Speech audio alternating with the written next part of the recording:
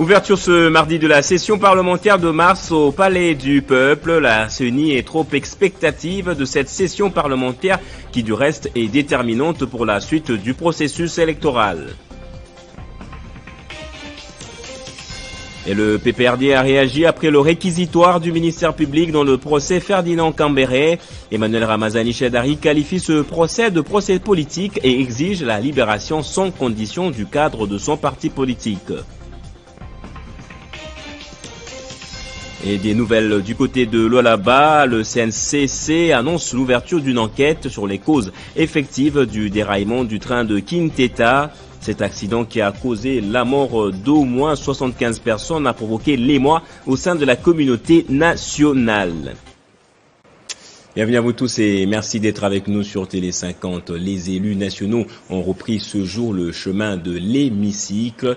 La rentrée parlementaire de mars est présentée par plusieurs analystes comme étant très déterminant pour le prochain processus électoral. Le président de la CENI attend beaucoup de cette session, notamment la réforme sur la loi électorale. Le débat pourrait être aussi houleux lors du remplacement ou non de Jean-Marc Kabound, le premier vice-président de l'Assemblée nationale qui avait annoncé sa démission sur les réseaux sociaux puis désavoué par sa propre famille politique. Et dans quel état d'esprit les députés nationaux abordent cette session parlementaire? Pour en savoir un peu plus, deux députés nationaux sont en ligne avec nous. Nous commençons avec vous, justement, Dédé Moupassa, qui avait accepté de répondre à notre question. Merci, justement. Est-ce que avez-vous la même lecture des enjeux de cette session parlementaire et qu'en est-il des autres sujets d'actualité? C'est un problème parlementaire, comme c'est une session qui s'ouvre comme institution pour résoudre les problèmes de la République. Là, c'est une session ordinaire, mais les enjeux qui sont en face de nous, c'est les problèmes de la République, tels que les élections qui s'annoncent en 2023, la loi électorale qui doit être examinée et analysée. Et en dehors de cela, il faut renforcer aussi les contrôles pour maximiser les recettes, pouvant permettre au pays de défier du développement, surtout avec le programme de 145 territoires. C'est des enjeux qui s'annoncent déjà à l'ouverture de cette session ordinaire. Et sans oublier aussi la guerre à l'Est avec l'état des sièges qu'on a laissé au gouvernement. Il faut l'évaluer et donner une fois pour toutes la position de notre institution, le Parlement, vis-à-vis du gouvernement. Exactement. Le président de la République a donné une constitutionnelle qui est l'état des sièges. Maintenant, avancer ou reculer ou changer à une autre procédure, il faut l'évaluation. La commission de défense et sécurité a évalué. Elle a fait toute une session ici pour ça, au niveau de la commission. Et au jour d'aujourd'hui, sur le terrain, il y a des missions qui sont allées et ils vont en retour présenter la situation à la plénière et nous allons l'examiner pour voir les avancées ou l'approche de ces mesures de politique générale sur l'état de siège qui est constitutionnel.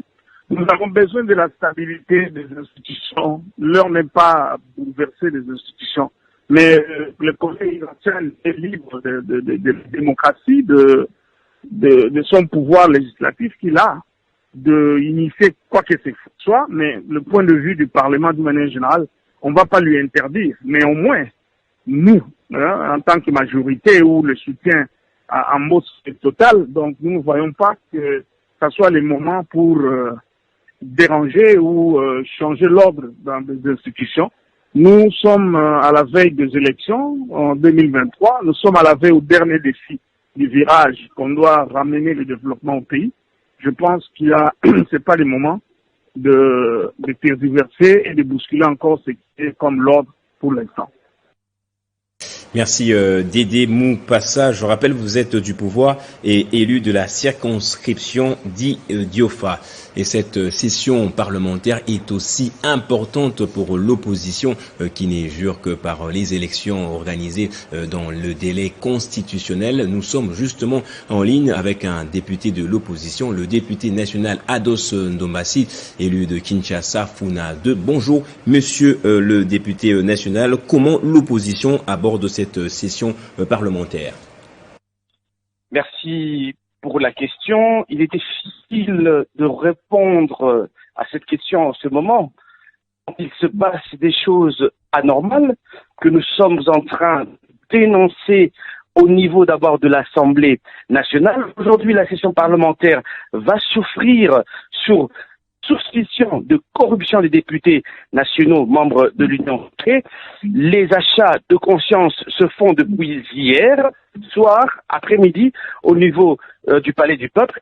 Donc, je pense qu'en tant que député national, membre de la MOUDA et plus particulièrement du parti SID, que rien ne va changer au niveau de l'Assemblée nationale. Je pense que rien de bon ne sortira de cette Assemblée nationale, qui est aujourd'hui une Assemblée nationale composée de 80% de députés nationaux membres de l'Union sacrée qui sont totalement corrompus.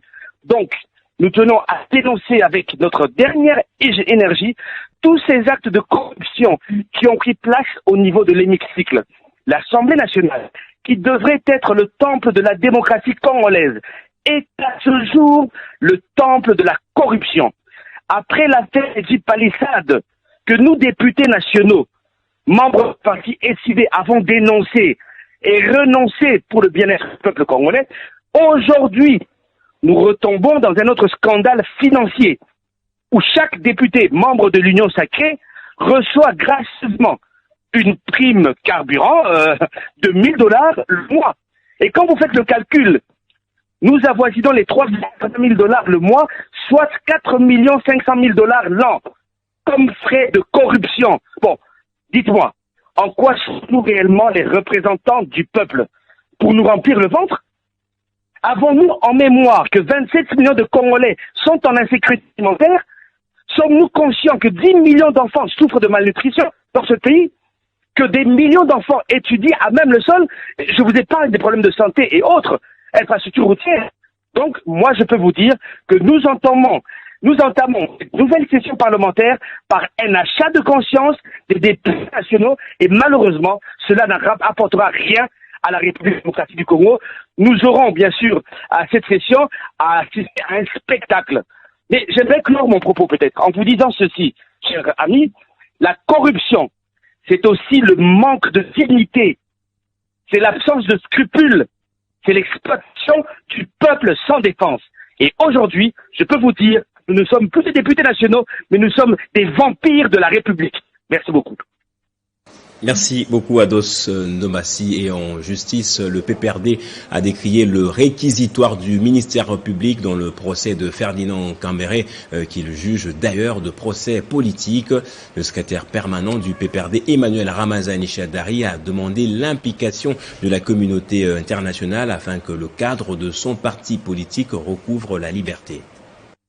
Il y a 7 jours, le ministère public requérait la peine capitale contre Ferdinand Cambéré, accusé de tentative de meurtre et dont la nature et le déroulé du procès a été largement remis en cause par la société civile. Il n'y a par exemple jamais eu de vraie confrontation avec le plaignant, et alors que la société civile qualifiait les faits de bénins, nécessitant un arrangement à l'amiable comme c'est le cas dans plusieurs autres partis politiques. L'accusé, un haut responsable du PPRD, souvent critique du pouvoir, a toujours nié les faits reprochés. Le secrétaire permanent adjoint du parti de Joseph Kabila se dit victime d'une cabale savamment montée. Pour le PPRD, qui se réservait le droit de réagir, Ferdinand Cambéré est victime de ses opinions politiques et surtout de son appartenance au PPRD, parti d'opposition pour le moment. Pour Emmanuel Ramazani Chadari, ce dossier est un procès politique monté par le pouvoir en place qui instrumentalise par ailleurs la justice. Le secrétaire permanent du PPRD a pris à témoin la population nationale et la communauté internationale avant d'exiger la libération sans condition de leur cadre. Ce procès est une autre épine dans les bottes de la rhétorique du pouvoir voulant instaurer l'état de droit. Lors de son réquisitoire, le ministère public n'était pas capable de fournir les éléments constitutifs de tentative de meurtre qui étaient tantôt assimilés au meurtre tout court. Le verdict dans cette affaire est attendu pour ce jeudi. Parlons de l'accident ferroviaire de Lubodi dans le Lualaba.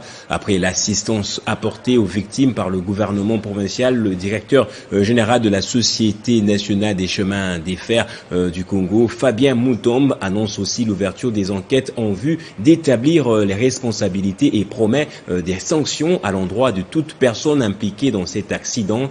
Concernant les causes de l'accident, il explique qu'il y a eu coupure brusque de rétraction à la suite du réchauffement de l'huile du transformateur, évoquant aussi et ainsi la surcharge. Et tête à tête ce lundi entre le gouverneur du Haut-Katanga et l'ambassadeur de France en RDC. Les deux personnalités ont échangé sur les opportunités pour les opérateurs économiques français d'investir dans la province du Haut-Katanga. C'est la première visite de Bruno Aubert dans la province du Haut-Katanga en tant qu'ambassadeur extraordinaire et plénipotentiaire de la République française en République démocratique du Congo. Reçu chaleureusement par le gouverneur Jacques Kabula Katoué, à qui il a fait savoir l'intérêt de la France pour la région, poumon économique du pays. Il était important de manifester d'abord l'intérêt de mon pays et mon intérêt propre, l'intérêt de la France pour ce qui se passe au Katanga, qui est une part essentielle de la RDC, qui est un peu un des poumons économiques du pays. Et il y a beaucoup d'enjeux nationaux qui se jouent aussi ici, donc il était important d'échanger avec le gouverneur. Et donc ce que la population du Katanga peut retenir, c'est un intérêt très fort de la France et de la représentation française en RDC pour cette région.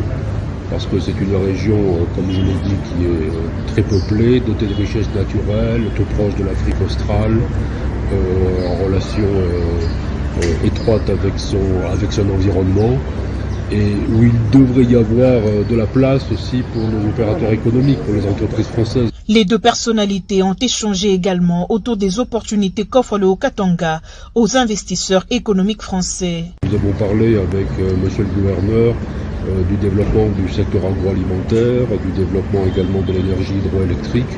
Et ce sont là des secteurs auxquels on pense insuffisamment, qui sont évidents. Lorsqu'on pense Katanga, on pense d'abord aux mines.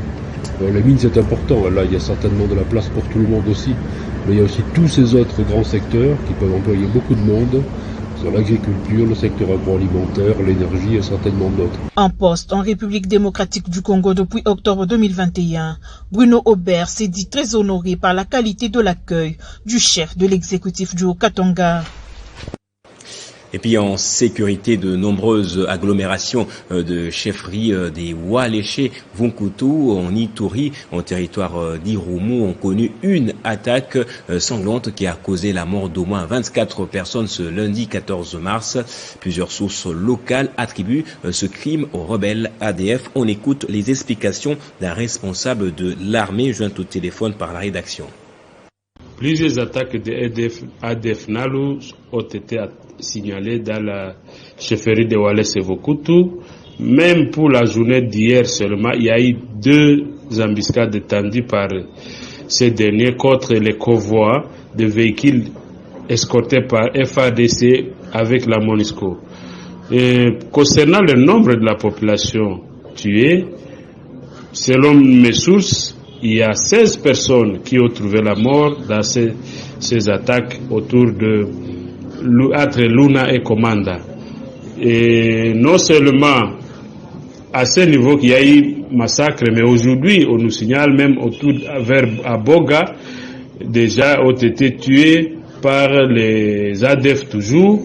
Et dans le territoire de Djougou également, hier, sur la RNV7, il y a un enfant qui a été tué, avec plus ou moins 6 personnes blessées, parmi lesquelles un chauffeur de camion citerne.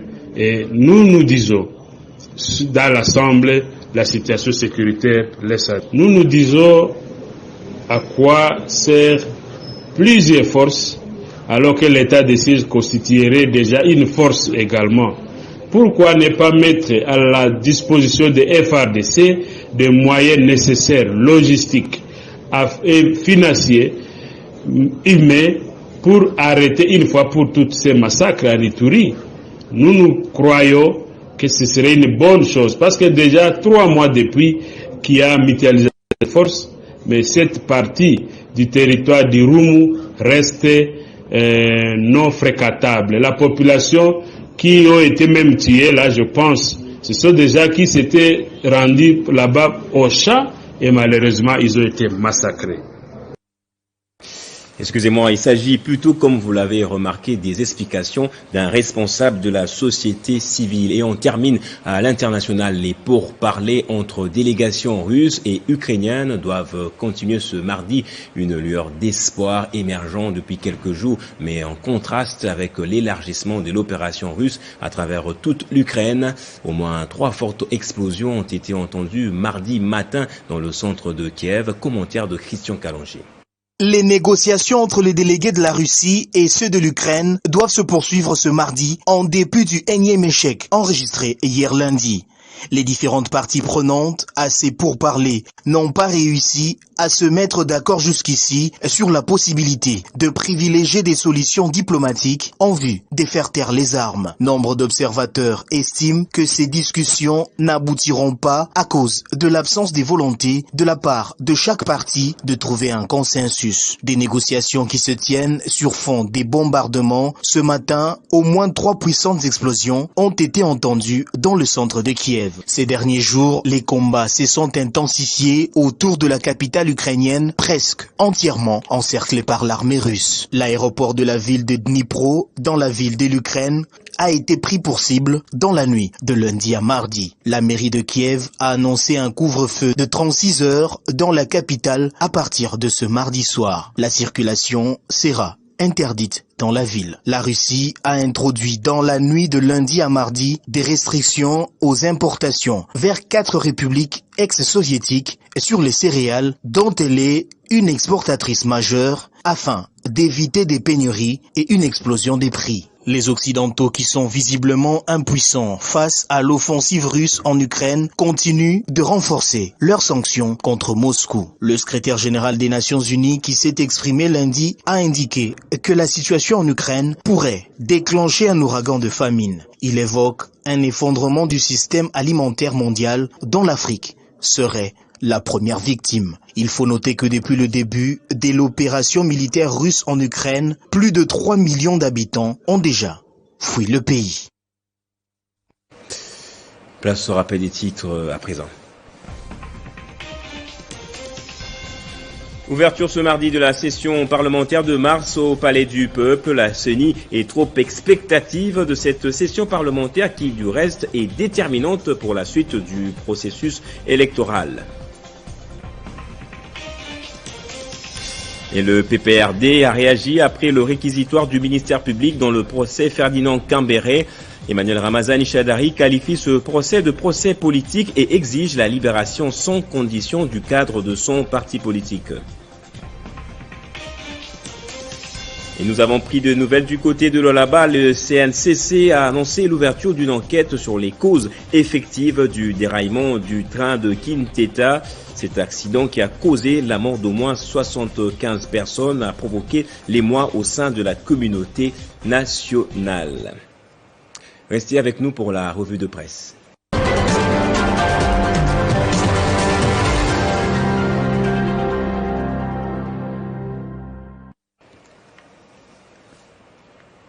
Voilà, c'est la revue de presse. Bienvenue à vous. Si vous nous rejoignez, nous faisons la lecture des journaux parus ce mardi avec Jenny Kayembe qui fait son entrée de l'autre côté du studio. Bonjour et bienvenue à vous, Jenny. Bonjour Gaëtan Koubabondi, bonjour à tous. 3 sujets vous avez retenus pour cette revue de presse. D'abord, la rentrée parlementaire, session de mars, loi électorale et remplacement de Kabound à l'ordre du jour potentiellement. Tout à fait, la session s'annonce houleuse avec plusieurs matières à traiter ce mardi 15 mars 2022. Plusieurs enjeux sociopolitiques, notamment la réqualification de l'état des sièges et des réactions pleuvent déjà. D'abord, celle du député Kambale Ezekiel, cité par l'Avenir, qui estime que les questions électorales et sécuritaires doivent être prioritaires. Parmi les grands absents de la session parlementaire de mars, Gaëtan Koubabondi, l'on compte Jean-Marc Kabound, premier vice-président de la Chambre basse du Parlement, également acteur majeur de l'Union sacrée de la Nation, Alors, à ces sujets, SphinxRDC.com s'interroge sur l'avenir de la famille politique du chef de l'État après les départs de Kabound, surtout en cette année préélectorale. En tout cas, en toute chose, il faut considérer la fin. Rentrée parlementaire toujours. À ces sujets, la prospérité online.net renseigne que Noël Tchani plaide pour l'alignement de sa proposition de loi visant à verrouiller l'accès aux fonctions de souveraineté nationale. Pourtant, elle avait déjà été rejetée par le bureau d'études de l'Assemblée nationale. Autre sujet qui marque la rentrée parlementaire de ce 15 mars, c'est aussi la pétition du député national Gracien Irachan visant la déchéance de Christophe Mbosso. À ces sujets, Ouragan.cd rapporte que les assistants parlementaires ont fait bloc pour soutenir la Chambre basse du Parlement et ainsi éviter la déstabilisation de cette institution. Et deuxième sujet, un sujet polémique que vous avez préféré parler, dont vous avez préféré parler dans cette revue de presse. Après s'en être pris au projet Majabou, Moïse Mbié s'en va en guerre contre Marcelo Tounassi. Effectivement, la toile est inondée des réactions. On assiste actuellement au jeu de mots entre les deux hommes. Plus rien ne marche. L'actuel représentant légal de l'église Cité Bethel a pris l'habitude de faire des révélations étonnantes. Pendant ses prédications, rapporte Mediacongo.net, l'homme fait encore parler de lui après l'affaire Eliane. Ce dernier affirme être victime d'un complot orchestré par un groupe de serviteurs, notamment Marcelo Tounassi, relate ce média en ligne, qui ont tenté d'utiliser une femme pour qu'elle fasse un faux témoignage contre lui, comme c'est fut le cas avec Féno. Moïse Mbié, cité par la bouche du .net, lors d'une prédication laissée entendre, je cite, « Je n'écouterai personne, trop c'est trop ». Outre cette polémique qui emporte les internautes, les successeurs du feu apôtre Manuel Mbié Moulaya, repris par brodermey.com, dénoncent également des sollicitations qu'une organisation fait actuellement aux artistes Teddy Disso et Trina Fukio, tous deux produits par Bibomba Music de Moïse Mbié. D'après ce média en ligne, cette organisation n'est rien d'autre que Majabou Gospel. Parmi les raisons évoquées par le pasteur Moïse, une dame faisant partie des initiateurs du projet Majabou, poursuit les sites, lui aurait fait des propositions pas bonnes. Comme condition pour faire partir du projet, la dame aurait encore participé dans la plupart des calomnies et combats dont il a été victime ce dernier temps pour avoir refusé sa proposition. D'après Congo Profond, l'affaire aurait été à la base de jeux des mots ces derniers temps entre les deux amis de longue date, Moïse Mbié et Mike Kalambay. Réagissant aux propos du pasteur de la communauté Cité Bethel, Roy Bondo, fondateur de Majabou Gospel et Talent, estime que Moïse Mbié serait jaloux de son projet. Alors, qui dit vrai, Gaëtan Kouba Brandi, Moïse Mbié dénonce un complot du couple fondateur des Majabou contre lui et le couple lui parle d'un problème de jalousie. La vérité finira par triompher. Majabou, Marcelo, Moïse Mbié seul contre tous affirme avoir des preuves d'enregistrement des appels qu'il publiera bientôt. Justement, puisque vous parlez de preuves, je suis devant le compte Instagram de Moïse Mbié qui annonce qu'il sera en live sur son compte Instagram ce jeudi à partir de 22h, heure de Kinshasa. On en saura un peu plus donc après-demain. Ok, tout à fait. On termine à l'international. Jenny Oui. Kayembe, isolée sur la scène internationale, la Russie cherche-t-elle à nouer des relations avec la Chine et des pays africains? Cela peut être possible du fait que la Russie et la Chine ont des intérêts communs dans leur opposition à Washington. Selon les médias internationaux, un accord de coopération a été signé entre les deux pays. D'après Marc Julien, chercheur et responsable des activités chinoises à l'Institut français des relations internationales, cité par Information TV5monde.com, leur relation est plus méfiante qu'amicale. L'homme fort du monde actuellement se trouve seul. Alors, il multiplie des stratégies pour prouver à ses adversaires politiques que malgré son isolement sur la scène internationale, la Russie va s'en sortir. En tout cas, cela peut être possible du fait que la rivalité entre la Chine et les USA atteint des sommets. Et pourquoi parler d'une relation plus méfiante qu'amicale? Ce chercheur rappelle que dans les années 50, les relations étaient au beau fixe entre les deux pays avant d'assister à une rupture diplomatique en 1960. Depuis, la coopération entre la Chine et la Russie était restée compliquée. Et en 1970, les Américains ont profité de cette rupture pour se rapprocher de la Chine et chercher à isoler l'URSS. Pour Julienne, repris par Information TV5monde.com, ceci est la relation de la méfiance. C'est la raison plutôt de la méfiance. Moscou est très prudent à l'égard de son partenaire qui dépend de ses approvisionnements énergétiques en pétrole et gaz, surtout en ce qui concerne l'utilisation des technologies numériques chinoises, aussi sur l'expansion démographique chinoise vers les zones peu peuplées de l'extrême orient russe. Le mariage sino-russe est un test grandeur nature, Gaëtan Kouba-Bourandi, pour les Occidents qui sont selon eux, selon les deux pays, arrivés au déclin. D'après cet analyste, première puissance spatiale de l'histoire, la Russie n'a plus de moyens de ses ambitions. Alors, cela profiterait plus à la Chine qui compte récupérer l'île de Taïwan. Merci Jenny Kayeme pour cette belle présentation. Merci à vous autant. Et c'est par ici que prend fin ce journal. Merci infiniment de l'avoir suivi. Très bonne suite de programmes et n'oubliez pas de toujours être heureux.